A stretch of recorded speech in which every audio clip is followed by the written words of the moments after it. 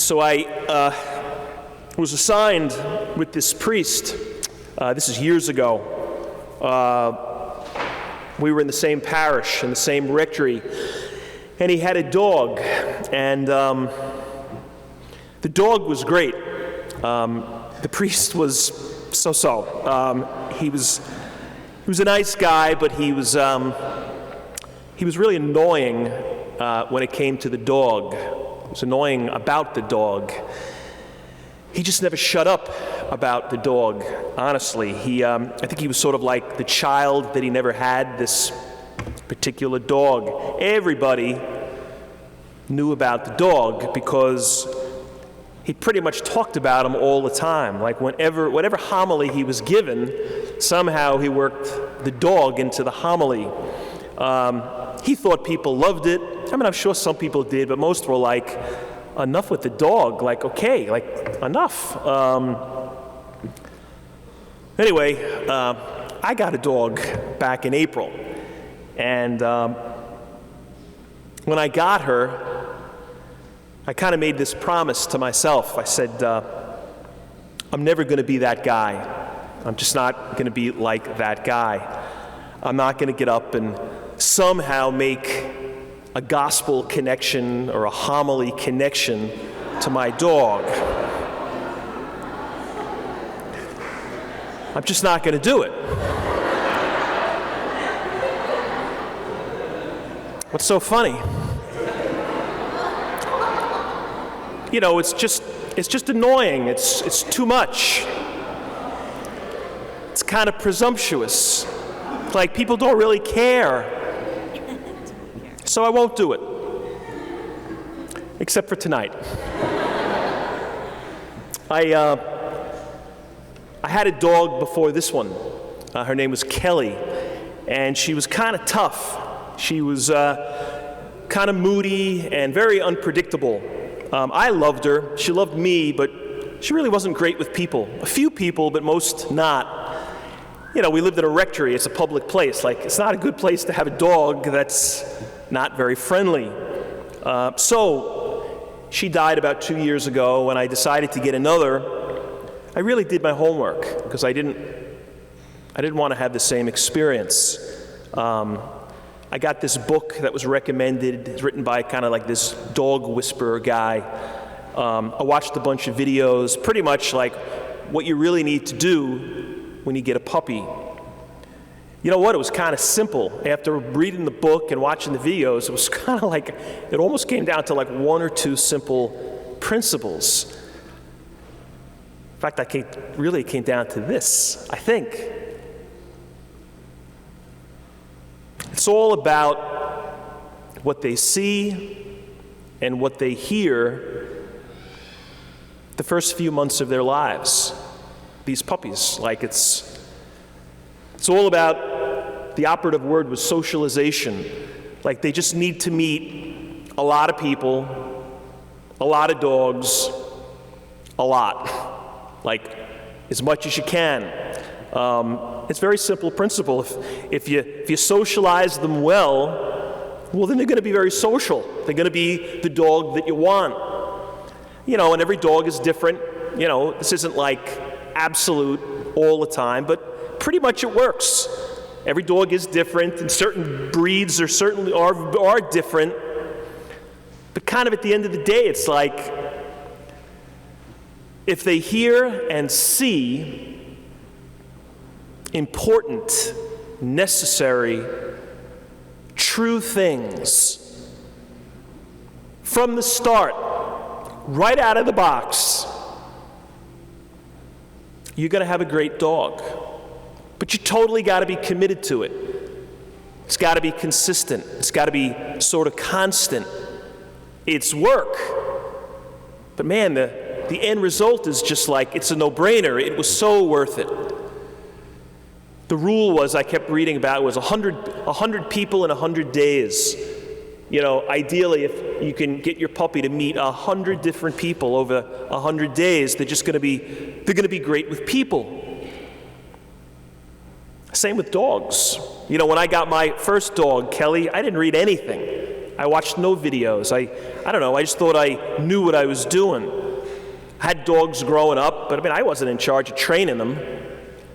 But I just sort of thought I knew it. So the idea of get the dog around lots of other dogs in the beginning, I didn't do that at all. Not for any reason, I was just kind of ignorant. So my dog never really met many dogs when she was a puppy. Well, guess what? She was terrible with dogs. When I'd take her for a walk, I'd have to be like, nah, she's not too friendly. Half the time, she'd be wanting to fight. I never taught her. I never prepared her. It really wasn't her fault. I'd be screaming at her, but it wasn't really her fault. I should have known better. I should have done better. And you know what? This isn't just a puppy thing. I think it's a people thing. It's a life thing. It just happens to apply to the puppies as well. But it's as much a person thing as it is a puppy thing. And if that's the truth, and I think it is, then let's ask ourselves tonight, what's the stuff that I need to hear and I need to see all the time? Because it's just critical. It's just essential. You need it. You need it for a good life. And do I hear those things? Do I witness those things? Do I communicate those things? Do people see those things in me, in the way I live my life? And I don't care if you're young or old. We're all capable of this and responsible for it. What do people see and hear from each of us that communicates God's truth? I remember reading this article about, it was about Hurricane Katrina in New Orleans years ago.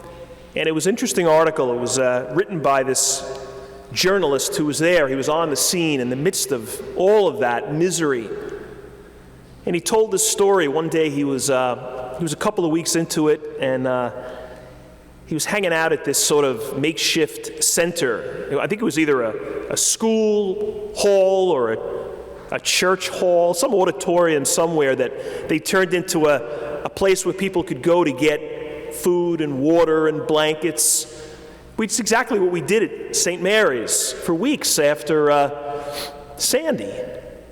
Anyway, this is where this guy is, and he's kind of just reporting on what he's seeing, and there's this line of people. You kind of had to check out. So you'd get the stuff you needed, then there was sort of like a checkout spot, and they would process it. And he described it. He said people were just shot. They were just so beaten up at this point. They were exhausted. Things were not really getting better at this point. They were tired and depressed. And this woman is online, and she asks the checkout guy, if she can have batteries for her flashlights. And the guy goes over and he goes into a box and he hands her two batteries, and she says, "Could I have 6? And she explains it. She says, "I've got 3 kids, and they're afraid to go to sleep in the dark." And there was no power, there was no electricity at this point. So these little kids would turn the flashlight on, and I don't know, or she would, and somehow prop it up somewhere so there was some light, because they just weren't sleeping, they were scared. And the writer said she sounded like she was very much alone. She didn't reference a husband or a father. It seemed like she was pretty much on her own. And she looked exhausted. And the guy says, "I can only give you 2, sort of like they were rationing it. And there's other people online, and they're waiting, and they're kind of listening. And she explains it again, I need 6. And the guy's like, "Lady, I know, I hear you, but I can only give you 2. And she just kind of stares at him like, "Come on, I can't leave here without." And he says, "Listen, if you come back with a relative, I'll give you 2 more. If you come back with 2 relatives, I'll give you 4 more, but I can't give you more than 2. And then she says to him, "I don't have any relatives. I have nobody here nearby." And he's like, I don't know what to say. So the guy behind, the next guy in line goes, "Excuse me, sir, I'm her brother." This guy was black. The lady was white. Like, there's no way they were brother and sister. And then on the next line over, there's this Hispanic woman, and she's overhearing this, and she goes, "Sir, I'm her sister." And the guy knows this is not true, but he smiles, and I think he even realized, like, kind of what he was getting too hung up on the rules. Like, sometimes you got to break the rules. So he goes back and he hands her the 4 extra batteries, and she walks out with 6. I don't know who that guy was who said he was her brother. I mean, we'll never know.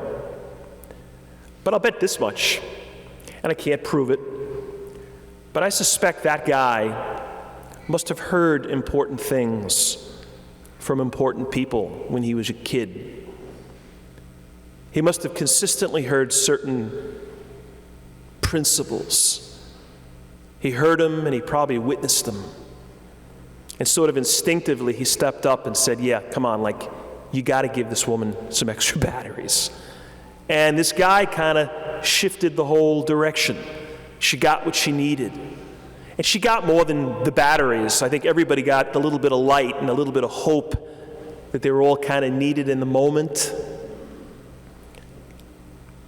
I'll bet you that guy heard that. Kind of like well-adjusted puppies. You know, a couple of weeks ago, first day of school next door at Long Beach Catholic, the kids it was the first morning, and they were lining up in the schoolyard, kind of according to their classes. And so I went over, and I'm just kind of saying hello and kind of working the crowd and welcoming them back. And I was by either the 5th or 6th grade class, and I'm talking to this girl, and I'm like, "Hey, how was your summer?" And she's like, "Okay." And I said something like, "Well, it's good to have you back." And she says to me, "I'm not back." She said, "I'm new here. I wasn't here last year." So I'm like, "Oh, sorry." And I'm asking her, talking to her even more. She looked very uncomfortable. She looked very alone and kind of scared, really. Like she didn't want to be there and kind of didn't know anybody. So I'm kind of talking to her a little bit more, and then a couple of seconds later, maybe 10 or 12 feet away, there's another 6th grader classmate, and calls her name. And she calls her name and just kind of points to her and says, like, "Come here." And man, this girl's face just lit up. She was so done with me, like she was like, and I couldn't blame her. She just looked instantly at ease, kind of like this look of dread that was sort of all over her face. It just disappeared. You know, it was so cool. I looked at this girl, the girl who invited her, and we kind of met eyes, and I kind of nodded at her like, you're a good girl, you're a good kid. And she kind of nodded back at me like she knew why I was affirming her, because she knew that was the right thing to do. Well, I bet that girl heard some important things from important people in her life when she was a puppy. I think that's the way it works. What we hear and what we see from the beginning, like we never forget it. We never forget it. So it's so key, it's so critical. It's not just a puppy thing. And you know what? Here's the crazy part. As true as that is, it's just so hard. We hear things, we learn things, we experience things that are essential, and we still forget. In the course of life, like we forget the stuff that we know is like eternal and so important to life, but we kind of get blinded and seduced by other stuff. It's like some other shiny object in the room grabs our attention, and I forget about where my focus should be. We all do it. I mean, look at this gospel tonight. Look at the two who screw up, James and John. They were students in Jesus' classroom. And they're saying, hey, do you think you can get us front row seats? You think you can get us a hook? You think you can get us close to you in heaven? Jesus is like, no, I can't do that. I mean, don't you think these two guys heard a lot from Jesus? Things like, it's all about humility. It's all about serving people. It's all about putting other people first. It's all about you being last. I mean, that's all he ever talked about. And these two guys forgot. That makes me feel better. Because I forget all the time. The things that I should never forget, I forget. Because I get sort of distracted by something or someone else. But it happened to the best of us. Happens to the best of us. So you know what? I think like all the more we need to step it up. Like if we're not communicating, if we don't communicate all the time God's truth in our own way, if we don't communicate it, nobody's going to hear it. I mean, do you think the culture's effectively teaching us about God? Like, I don't think so. Even in schools, if even a fraction of what we're hearing about some of what's being taught in schools is true, it's like I don't want my kid hearing that. We're not hearing about God in school. So like, we're not hearing about God on TV. Like, where are we going to hear about God's truth? How are we going to know? Yeah, like, when that kid in the schoolyard is alone, you get yourself over there and you rescue that kid. I don't know if that's an instinctive thing. I think that's a taught thing. That's something we see in other important people. So I guess the question is, like, are we seeing it? I remember reading this story about Mother Teresa. She was given this talk here in the United States, and I guess she was giving 2 talks, and there was a break in between. And she's asked by this person, I guess it was an interview, and the person gets, hey, like of all the things you're doing, what's the biggest challenge you've got? You know, she formed this religious order, a bunch of nuns who would continue her work. And she's asked, like, what's the biggest challenge among your community? You know, when the person asking the question was thinking, yeah, you know, like, dealing with poverty and desperate, dying people in the streets and homelessness. She didn't mention any of that. She said, the biggest challenge I've got is professionalism. The person was like, well, what do you mean, professionalism? This is what she said. I have 5 sisters right now that are getting MD degrees, and a bunch more getting RN, LPN, and MSW degrees. But a funny thing happens along the way. When they come back from their education, they become concerned about titles and offices and parking privileges. So I take all of that away from them, and I send them to the hospice for the dying, where people go to die. There they hold their hands, and they pray with them, and they feed them. And after about 6 months of that, they get things straight again, and they remember their vocation to be a spiritual presence first and a professional presence second. Like, man, these are Mother Teresa nuns. These are like little mini Mother Teresas, and they're messing it up. They're forgetting. They're getting blinded by nonsense. We all do. So it's like all the more, you got them, you got the apostles. Like, who's better than them? And they screwed it up. How could we not? There's so much working against trying to be a decent person, trying to live a decent life. So if we don't hear it and see it from the people who matter most, we're not going to get it. And we've got to get it. So we got to give it. We got to hear it. And we got to see it. I mean, something as simple as saying grace at meals. Like in my house, like we said grace every night. We also said it like we said like world records in how fast we like just mumbled through grace. It was kind of unintelligible. Nobody even probably from outside would understand what we were saying, but it was like we had it memorized and we just said it. And we were all kind of hungry probably and wanted to eat. But we said it. And if we forgot, somebody reminded us. And it was a subtle like, yeah, like, God, you can't, I'm starving right now, but you can't forget what matters most. Who matters most? I remember my grandmother lived with me growing up. My mom's mom, well, my dad's mom, I remember staying with us once she used to stay a lot. This one particular day, I remember walking by, she'd stay in my sister would get kicked out of her room, and my grandmother would be staying in my sister's room. And I remember walking by one day, and the door was, open a couple of inches. And I could see my grandmother kneeling at the bed, saying her prayers. Like, I look back on it now, it's like obviously she did that every morning and she did it every night. And that's like 50 years ago. And I remember it. Like somebody I loved, somebody who was important. And I got to see them in action. And I'm telling you about it now. Like, it's the power of good example.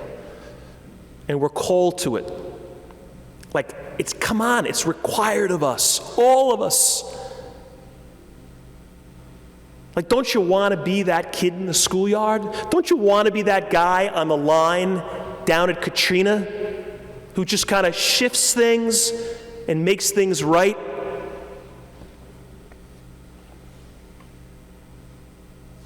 So what needs to be seen and what needs to be heard?